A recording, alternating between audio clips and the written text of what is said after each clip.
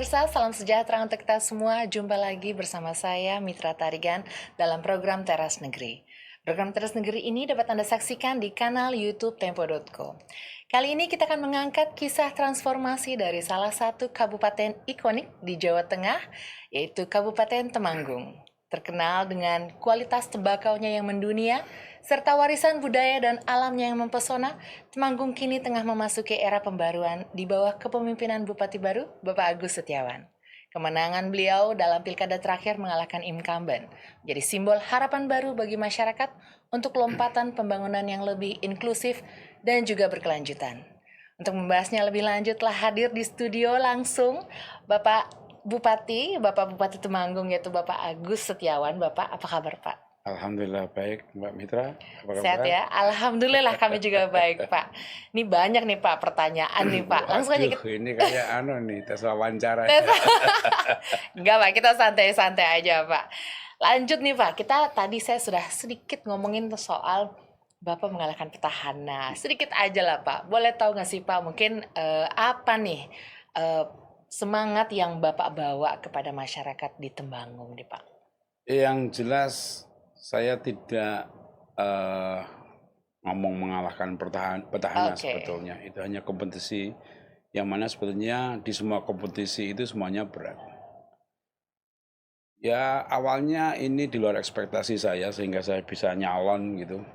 Karena di tahun 2024 kemarin saya sudah mempersiapkan masa-masa pensiun saya jadi kepala desa. Jadi sebelum ada undang-undang perpanjangan masa jabatan kepala desa yang 2 tahun itu kan harusnya saya 2026 saya sudah selesai jadi kepala desa. Saya lagi mencoba mempersiapkan menjadi mantan kepala desa. Nah kebetulan saya juga ada tempat ibadah di situ.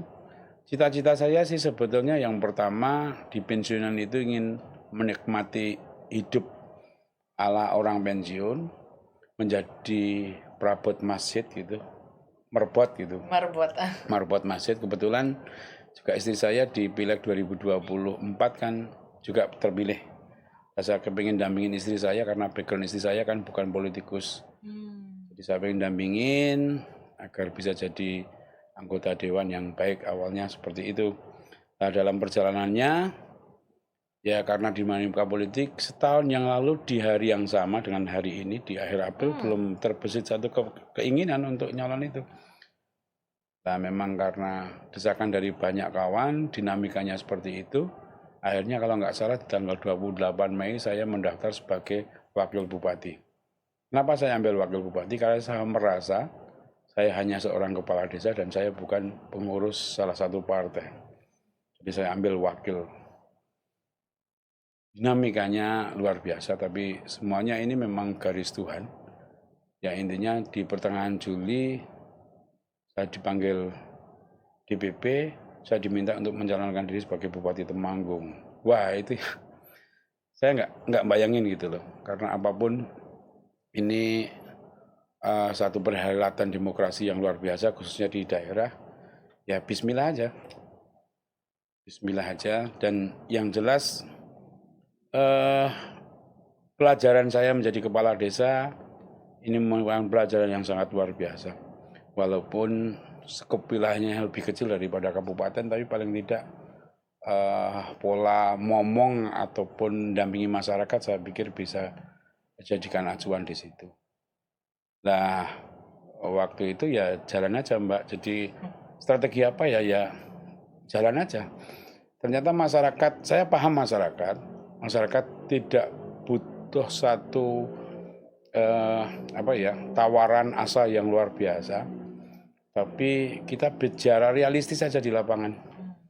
Bahwa kita apapun kita daerah agraris, banyakkan petani tembakau, yang kedua ruang fiskal APBD Kabupaten Temanggung juga sangat sempit. Kita sampaikan apa adanya ke masyarakat, ternyata masyarakat lebih tertarik itu. Ya strateginya ya umum saja, strategi yang biasa dilakukan, tapi memang ini mungkin kalau bahasa Temanggungnya itu dilalah. Ternyata gitu. Dilalah itu ya tanpa direncanakan tiba-tiba datang, dan saya meyakini faktor alam yang sangat luar biasa ketika saya maju waktu itu. Jadi dilalah itu kebenaran, saya melakukan apa didukung alam, saya melakukan apa didukung alam, momentumnya terdukung. Ya itu saja sih. Tapi terima kasih sebetulnya kepada ya apapun, kalau tidak karena izin ibu saya dan mertua saya perempuan, saya nggak mungkin jalan. Karena beliau saya anggap sebagai Tuhan yang kelihatan di dunia. Karena izin itu maka lebih meneguhkan hati saya, memantapkan saya untuk terus jalan. Tapi ini sebetulnya juga bukan kemenangan saya secara pribadi, yang jelas ini adalah kemenangan rakyat Temanggung. Pastinya Pak, pastinya. Alhamdulillah sekali didukung sama teman masyarakat Temanggung. Tadi Bapak juga sudah menyebutkan nih, di Temanggung cukup banyak ya Pak ya petani tembakau berarti ya Pak ya kalau boleh tahu ya. Ya, kalau petani tembakau itu sebetulnya dari 20 kecamatan yang ada yang cover ambil majority ketika itu 14 kecamatan. Oh, lumayan ya Pak ya. Lumayan. Nah, 50% ngomongin itu. soal penghasilan tembakau nih Pak, ada nggak mungkin langkah strategis yang sudah Bapak canangkan atau bahkan sedang dilaksanakan gitu? Bagaimana mungkin upaya Bapak dalam menjaga dan mengembangkan sekaligus memberikan perlindungan Ya. kepada teman-teman petani tembakau di Temanggung ini Pak? Urusan tembakau ini kan urusan global. Ya. Breakdown ke bawahnya jadi urusan nasional. Tidak gampang dan tidak mudah untuk menyelesaikan permasalahan tembakau secara komprehensif. Tapi apapun kita tidak patah semangat, karena tembakau itu tanaman yang betul-betul sudah menjadi tanaman tanaman, kalau nggak nanam tembakau itu rasanya orang Temanggung nggak sempurna gitu dalam berkebun. Padahal kadang pasarnya juga belum tahu sekarang nanam besok mau laku apa enggak kan. Tapi itu sudah kayak budaya yang mungkin agak kesulitan sih. Kalau mau ngilangin tembakau di Temanggung itu kok saya nggak yakin bisa, karena itu sudah mendarah daging. Dan saya pun hari ini masih menjadi petani tembakau, dan saya terlahir dari seorang anak petani tembakau. Mbah saya juga petani tembakau, mbah buyut saya juga petani tembakau. Nah, dengan era yang saat ini secara regulasi juga luar biasa ini antemannya. Tidak hanya sekarang, sudah beberapa tahun yang lalu, yang faktor utama yang memang jadi kita mikir cuman solusinya belum dapat adalah kaitan masalah pengetatan regulasi di industri hasil tembakau. IHT itu nanti breakdown ke bawahnya kan juga ada petani tembakunya di situ.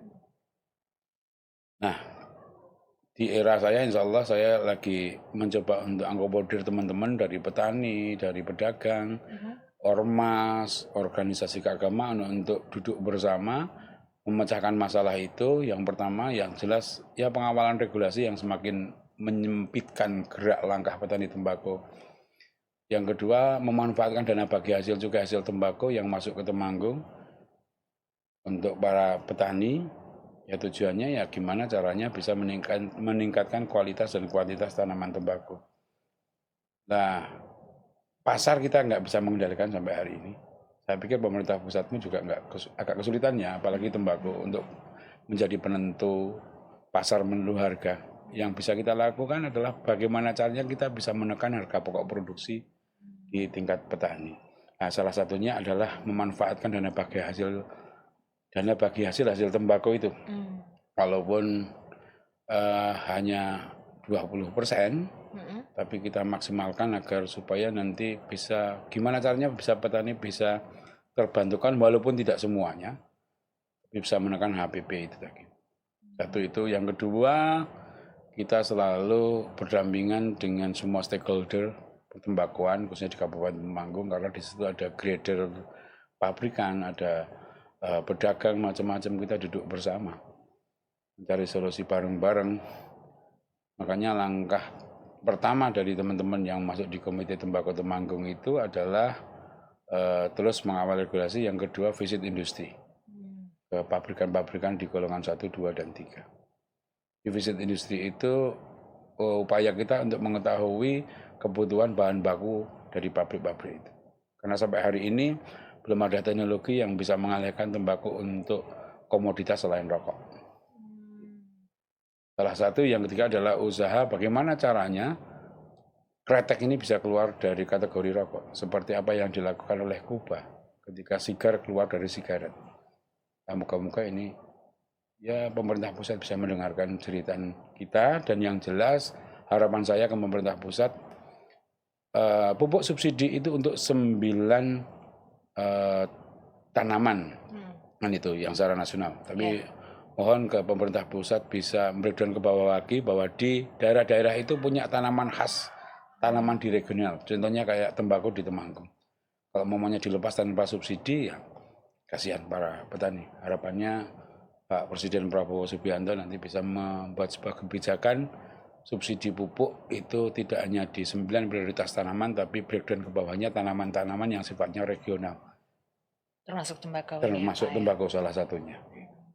Tapi kalau dari segi regulasi mungkin di tingkat daerah apakah entah ada yang dipersiapkan gitu untuk mempermudah kegiatan itu? Ya, kita masih selalu berembuk dengan kawan-kawan di DPRD Kabupaten Temanggung. Ya, kita akan cari momentum yang pas kaitan masalah tata niaga dan sebagainya. Karena di salah satu kabupaten di Madura juga sudah membuat sebuah perda kaitan masalah tata niaga. Kita akan pelajari tingkat kemanfaatannya dan momentumnya. Karena posisi saat ini apabila kita terlalu memberatkan para di tata niaganya khususnya harus win-win solution. Kalau kita terlalu tinggi penawarannya ke teman-teman yang mengakomodir bahan baku itu tadi juga, kalau hari ini belum pas. Karena serapan pasarnya hari ini memang karena juga terlalu tinggi, maka banyak rokok-rokok golongan 1 yang sekarang memang lagi kesulitan untuk ngejual. Jadi pangsa pasarnya memang turun karena mahalnya harga rokok itu. Ya berpengaruh negatif terhadap penyediaan bahan baku seperti di kita. Hanya momentum yang pas, aturan yang benar itu perlu kita hitung ke depannya seperti itu. Pastinya ya Pak, urusan tembakau ini masih riuhannya cukup tinggi ya Pak ya. Sangat. Paham sekali. Sangat. Baik Pak. Setelah dari tembakau saya mau nanyain soal ini Pak, kesenian Pak. Kita tahu bahwa Temanggung ini memiliki kekayaan budaya yang cukup luar biasa ya Pak ya. Apa mungkin upaya Bapak dan teman-teman pemerintah daerah untuk mendukung juga menjaga kelestarian seni budaya kita Pak? Ya, jadi budaya itu kan tidak hanya seni tari. Budaya itu kan luas. Salah satu di antaranya adalah seni tari. Baik. Ya, budaya yang luar biasa di Temanggung adalah saling menghormati, saling menghargai, mong tinemong. Makanya ketika dulu ada program Jogo Tonggo itu sebetulnya sudah tidak asing lagi di Temanggung. Karena masing-masing selalu menjaga tetangganya masing-masing. Insya Allah tidak akan ada di Temanggung salah satu keluarga kekurangan makan. Karena memang hubungan baik antar tetangga di Temanggung sangat luar biasa. Itu budaya, saling menghormati, bla bla bla dan sebagainya. Nah, salah satunya adalah seni tari. Temanggung punya yang namanya Jalan Kepang, ada Gadoloco, ada Reok, walaupun itu kita ambil dari kawan-kawan dari Ponorogo, ada juga topeng ireng, macam-macam. Nah, kita terus berupaya untuk selalu mempertahankan itu karena itu juga salah satu simbol dan alat untuk mempersatukan, alat untuk bergotong royong. Ya, khususnya seni kuda lumping itu di Temanggung dari 266 desa plus 23 kelurahan itu hampir semuanya punya. Jadi mau dikumpulin itu, Pak Mitra kepingin kuda lumping Temanggung 2000 orang gitu, kita nggak kesulitan untuk nyari itu. Ya, salah satu upaya ketika itu waktu gubernurnya masih Pak Ganjar Pranowo, kita mengusulkan ke beliau dalam rangka mempertahankan budaya itu, kita minta agar salah satu bankio beliaunya itu bisa disalurkan ke kelompok-kelompok kesenian. Dan alhamdulillah itu sudah terjadi. Jadi teman-teman di daerah waktu itu kalau pengen beli gamelan perunggu itu agak kesulitan. Karena memang mahal banget. Itu strata gamelan paling tinggi kalau dilihat dari bahan bakunya. Sampai hari ini sudah sekitar di 171 kelompok yang sudah dapat itu, dan mereka sangat berterima kasih. Nah, itu salah satu upaya yang dulu sebelum saya jadi bupati. Nah, sekarang tinggal mempertahankan itu. Yang jelas alatnya harus dirawat, secara infrastruktur, terus manusianya harus dirawat bareng-bareng karena ini sarana untuk mempersatukan kawan-kawan di bawah, dan kalau ada kegiatan itu pasti teman-teman khususnya yang muda-muda itu mudah tersalurkan, tidak liar. Adanya kelompok-kelompok itu yang membuat meraketkan di dalam kelompoknya sendiri dan antar kelompok di tetangga desa itu dengan sendirinya itu akan bisa menjadi lebih dekat, karena kalau di Temanggung kan ada home and away, Mbak. Nah, jadi home and away maunya Mbak Mitra punya kesenian kuda lumping nih, saya punya. Kapan saya diundang Mbak Mitra? Oke, udah ke situ. Terus nanti saya punya hajatan, punya Mbak Mitra tak ambil ke saya, tak undang ke saya. Jadi home and away gitu. Nah, ini karena seringnya bertemu antara kelompok saya dan Mbak Mitra, maka akan saling kenal, apalagi profesinya sama. Jadi heroiknya itu kan lebih berbeda karena sama-sama punya profesi yang sama. Apakah mungkin saya nggak tahu seberapa tahu gitu masyarakat mudanya, anak mudanya itu penerus-penerus misalnya tadi kuda lumping itu mereka tahu banget atau memang sudah ada wajib diajarkan di sini atau seperti Yang apa? jelas sampai saat ini masih terjaga, cuman kita tidak boleh jumawa juga. Kita juga di tingkat pendidikan, alhamdulillah di tingkat SD, tingkat SMP juga masing-masing SD SMP ikut menggalakkan itu. Karena wewenang kita pemerintah kabupaten di SD SMP, Pak. Jadi kita mengarahkan ke situ, beberapa SMP juga itu sebagai salah satu kegiatan ekstrakurikuler. Jadi kalau Mbak Mitra pengen tahu penari kuda lumping atau yang lain yang kecil-kecil sudah ada, malah PAUD sudah ada. Kemarin ketika kita pengukuhan Bunda PAUD di Pendopo Pengayuman Temanggung, malah yang main itu anak-anak PAUD. Dan sudah bagus. Berbakat sekali Persia mereka ya. Ya, karena bakat bisa dari dirinya sendiri dan dari lingkungan. Latihan, benar, lingkungan. Nah, lingkungan itu juga membuat kita bisa jadi berbakat karena setiap hari melihat, setiap hari merasakan, jadi itu juga salah satu faktor bisa menjadi bakat-bakat menari. Baik, Pak, sedikit ngomongin tentang pariwisata, Pak. Apa mungkin ada hubungannya dengan teman-teman seni daerah tadi apa ya? Dari segi pariwisata Temanggung, Pak, apa nih Pak yang upaya Bapak dalam menggerakkan ekonomi dari segi pariwisata nih Pak? Kalau boleh pariwisata itu yang pertama karena bonus alam yang luar biasa di Temanggung, maka sebetulnya kita juga mempush teman-teman di tingkat desa untuk bergiat di wisata. Yang kedua, penataan kota itu jadi penting karena itu wajah kota.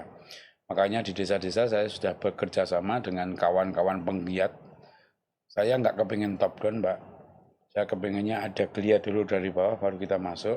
Karena sepengetahuan saya dan sepengalaman saya, kalau program itu top down itu biasanya ya kalau sudah nggak ada apa-apa ya selesai. Tapi kalau semuanya itu dari bawah, kita tinggal support. Ya ini lagi saya coba dengan memasukkan corporate social responsibility dari sebuah perusahaan untuk mengcover teman-teman yang ada di Temanggung Utara. Karena saya lihat kok kelihatannya sudah bagus, semangatnya luar biasa dan sudah jalan sebetulnya, sudah jalan, tinggal kita masuk aja di situ untuk bisa mewarnai. Ya alhamdulillah diterima dengan baik. Ya desa itu ukuran desa. Dan yang sifatnya itu pribadi, sudah beberapa tempat juga dibangun. Kayak Posong, terus ada rumah makan yang di pinggir jalan di arah ke Wonosobo itu. Artinya kuliner juga tak diangkat juga ya Pak ya? Terus ada papringan, itu sudah malah justru dapat perhatian dulu dari Kemenkeu waktu itu. Ya intinya kita bebaskan untuk semuanya, kita hadir tidak mengakui bahwa itu adalah kerja kita. Tapi kita harus mengakui bahwa itu kerja beliau-beliaunya itu, kita tinggal di belakangnya. Mungkin kalau kita bisa bantu ya bantu kan itu. Tapi yang jelas kita sangat menghargai inisiasi dari banyak orang itu, dan harapan saya ke depan tidak semuanya harus dikup atau diakui bahwa itu adalah prestasi daerah. Nah, ketika itu jalan pastinya multiplier efeknya adalah UMKM di situ juga jalan, keseniannya juga mesti akan kejawil. Itu mesti akan bermultiplier efek. Makanya bonus alam yang luar biasa akan coba kita manfaatkan sebagai daerah tujuan wisata, karena selama ini Temanggung sebagai daerah yang hanya dilintasi. Ya, menuju ke Dieng, itu kan kebanyakan lewat Temanggung. Jadi lewat Temanggung pas ngantuk-ngantuknya gitu. Gimana caranya ini orang yang mau ke Dieng paling enggak, biar enggak mereka ngantuk di mobil, kita harus ada satu aksi.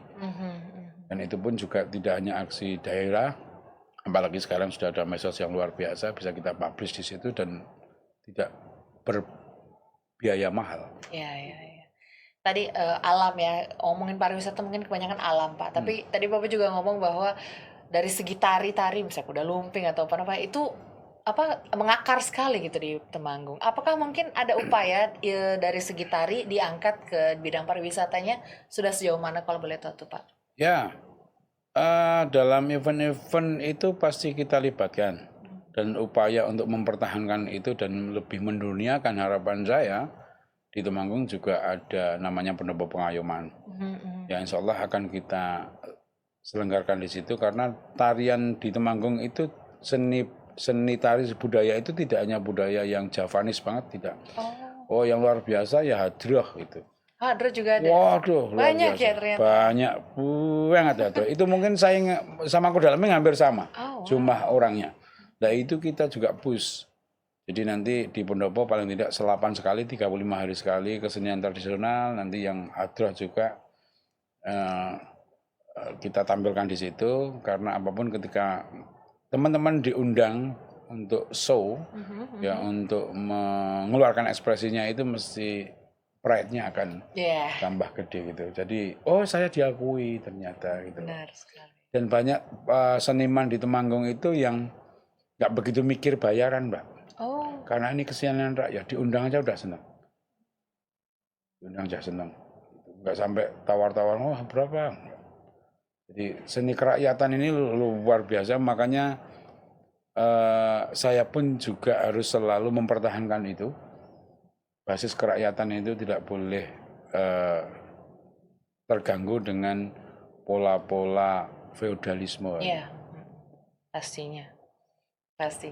Baik, tadi sudah diceritakan bahwa wah Temanggung alamnya ini keren banget ya Pak ya. Ini kalau boleh tahu nih Pak, dari segi berkelanjutan Pak, apa mungkin upaya-upaya yang akan apakah sudah ataukah sedang dicanangkan untuk program berkelanjutan dalam hal pengelolaan sumber daya air atau mitigasi bencana tentu saja? Ya, itu salah satu. Jadi salah satu divisi saya adalah berkelanjutan. Upaya untuk tidak merusak alam itu sangat penting sekali, karena di situ ada sumber mata air yang mana kita setiap detik pasti butuh air. Mitigasi bencana itu juga penting. Makanya di tahun 2026 untuk urusan mitigasi bencana kita menganggarkan lebih dari yang sekarang ada. Yang kita anggarkan lebih, ya apapun harus ada pendampingnya, tidak boleh dibiarkan sendiri kan itu. Berapapun pemerintah harus hadir di situ. Kaitan masalah lingkungan, upayanya adalah upaya karena ruang fiskal kita juga sempit, akhirnya kita upayanya ya upaya pendekatan terhadap masyarakat, para petani. Jadi ada juga banyak sekali penggiat lingkungan di Temanggung, kita manfaatkan untuk positif, untuk selalu berdekatan dengan masyarakat. Dan dari beberapa perusahaan juga sudah ngeh urusan itu, reboisasi, beberapa hal yang banyak dilakukan untuk berkelanjutan itu tadi, agar nanti nggak terpotong. Ya. Kalau dari segi bencana tadi Pak, kita tahu negara kita ini banyak sekali Pak bencananya. Tapi kalau misalnya khusus Temanggung lebih ke apa kekhawatirannya, gempa saja atau apa lagi? Kalau Temanggung itu kan tekstur tanahnya kan banyak tebing macam-macam, jadi yang paling berbahaya adalah tanah longsor. Tanah longsor. Nah kita insya Allah di 2026 untuk mitigasi kita ada pengadaan alat berat di situ, agar supaya tidak masyarakat bisa dimudahkan ketika memang pas kena musibah itu. Dan kita bekerja sama dengan desa juga, agar supaya di masing-masing desa di APBDes-nya bisa menganggarkan mitigasi bencana. Jadi ketika melihat masyarakat itu kena musibah, kita hadir semuanya. Tidak hanya hadir manusianya, tapi hadir yang berbentuk apa yang mereka butuhkan, sehingga masyarakat aksi, salah satu aksi masyarakat butuh itu. Jadi kita harus datang, harus tanggap, harus cepat, dan aksinya apa itu yang ditunggu oleh masyarakat. Baik, baik Pak. Baik Pak, kita bencana udah, sekarang Pak kita ngomongin soal digitalisasi nih Pak. Ini kalau boleh tahu nih Pak, apa saja sih Pak inisiatif teman-teman di Temanggung Pak untuk memanfaatkan teknologi dalam mendekatkan layanan kepada masyarakat? Ya, salah satu mall pelayanan publik kita juga sudah Di mall Pak? ya, Di mall ya, Pak? mall Wow. pelayanan publik. Jadi di situ sekarang 26 pelayanan di mall pelayanan publik Temanggung. Jadi masuk satu gedung sudah bisa dapat beberapa layanan, 26 layanan. Nah, digitalisasi, ketika saya dulu jadi kepala desa, sebetulnya saya sudah menginisiasi menjadi desa cyber pertama. Waktu itu kan internetnya masih agak kesusahan tuh di desa saya, karena desa saya itu 40 km dari pusat kota. Jauh sekali. Lumayan jauh Ya, itu. lumayan jauh. Tapi alhamdulillah setelah itu kawan-kawan di Telkom mungkin tahu ya akan kebutuhan hari ini. Nah, itu sudah dicabut karena masuknya IndiHome. Oh, udah masuk ya? Udah masuk IndiHome, dan di desa-desa itu gotong royongannya luar biasa. Jadi satu titik bisa bareng-bareng untuk 5 sampai 15 orang. Itu. Lah, moga-moga dengan itu maka kita akan mudah sekali memasukkan program-program yang berbasis digitalisasi. Nah, di APBDes juga sudah kita perintahkan agar desa-desa juga sudah harus menjurus ke digitalisasi. Dalam rangka efisiensi, kalau sudah serba digital kan mesti akan mengurangi biaya operasional. Pastinya. Udah berapa persen tuh kalau boleh tahu Pak yang sudah digitalisasi di tingkat desa Pak? Belum saya hitung penuh ya, karena saya baru 2 bulan sertijab jadi kepala daerah. Nah, nanti setelah ini saya pasti akan memetakan itu semuanya. Jadi yang sudah siap beneran itu ada berapa, yang masih sedang berapa, yang belum siap berapa. Pastinya nanti kita akan push yang sedang dan belum siap. Dan kita akan nambah inovasi bagi desa-desa yang sudah siap. Harapannya ke depan kita jadi smart city, Ya, ke bawahnya dari smart village itu. Ya, pastinya. harusnya ya sudah mengarah ke itu, tapi kita harus sesuaikan dengan local wisdom. Karena kadang di Temanggung sendiri, kalau nggak datang sendiri nggak marem, Mbak. Oh gitu ya, harus datang berarti ya Pak Harus ya? datang, ya harus datang sendiri, nggak marem katanya itu. Benar Ya, sekali. untuk merubah mindset itu ya nggak gampang juga. Benar sekali, benar. Kita harus personal approach-nya memang harus betul-betul bisa dijalankan itu. Menjaga rasa itu ya nggak gampang. Pastinya Pak, pastinya. Baik, Pak, ini kalau boleh tahu nih Pak, satu kalimat apa yang paling pas untuk Temanggung agar Temanggung itu bisa lebih dikenal lagi untuk Indonesia Pak? Apa kira-kira Pak? Ya, satu, tembakau luar biasa, kopi luar biasa, dan cabenya luar biasa. Tapi ke depan kita harus bisa berdiversifikasi ekonomi. Bukan ke konversi ya Mbak ya, lain ini. Diversifikasi, memperbanyak sumber. Nah, harapannya mari kita sadar akan semuanya. Apalagi bonus alam yang begitu indahnya bisa kita manfaatkan dari masyarakat Temanggung, bisa welcome terhadap perkembangan zaman nanti ke depannya. Sekarang sudah welcome tapi ditambah lagi, dan bisa menerima dengan mudah orang yang mau datang ke Temanggung, yang secara inklusif harus betul-betul harus ditingkatkan gitu. Jadi siapapun yang datang sepanjang itu bermultiplier efek terhadap ekonomi mamanya, tapi tidak merubah lokal wisdom yang ada, harus open. Baik. Harus open. Baik Bapak. Baik pemirsa, demikian perbincangan kita bersama Bupati Temanggung Bapak Agus Setiawan yang telah berbagi cerita transformasi dan semangat baru untuk kabupaten di lereng Gunung Sindoro dan Sumbing ini. Dan perahu. Sindoro, Sumbing, Perahu. Ada satu gunung yang mungkin agak terlupakan di Temanggung pojok utara. Dan itu bagus banget untuk datang ya Pak? Karena di atasnya ada Bukit Teletabis yang biasanya pendaki itu naiknya dari Wonosobo. Siap. Tapi sebetulnya itu ada di KPRH Kedu Utara. Dan sebagian besar KPRH itu sebetulnya ada di Temanggung. Oke. Siap banget, kita wajib datang berarti ya Pak ya. Siap. Tapi mungkin sebelum kita tutup, ada hal lagi yang ingin Bapak sampaikan kepada masyarakat di Temanggung, khususnya masyarakat Indonesia Pak? Ya. Silakan Pak. Khusus untuk warga Temanggung, pertahankan nilai-nilai religius, nilai agamis di masing-masing daerah, dan selalu menjaga keharmonisan, selalu guyub rukun, saling asah asih asuh, dan tidak membedakan dari rasa mana, keyakinan yang berbeda. Yang penting tujuannya satu, Temanggung untuk semua, karena Temanggung milik kita. Temanggung tidak hanya milik bupati atau siapapun, tapi Temanggung milik seluruh warga masyarakat Kabupaten Temanggung. Untuk Indonesia, mari kita jaga stabilitas apapun. Harapannya ke depan bisa lebih baik kesejahteraannya, pendidikannya lebih baik, karena kesejahteraan itu mestinya harus sehat, harus berpendidikan, dan harus punya pendapatan yang cukup. Baik. Terima kasih banyak Bapak atas waktunya Bapak.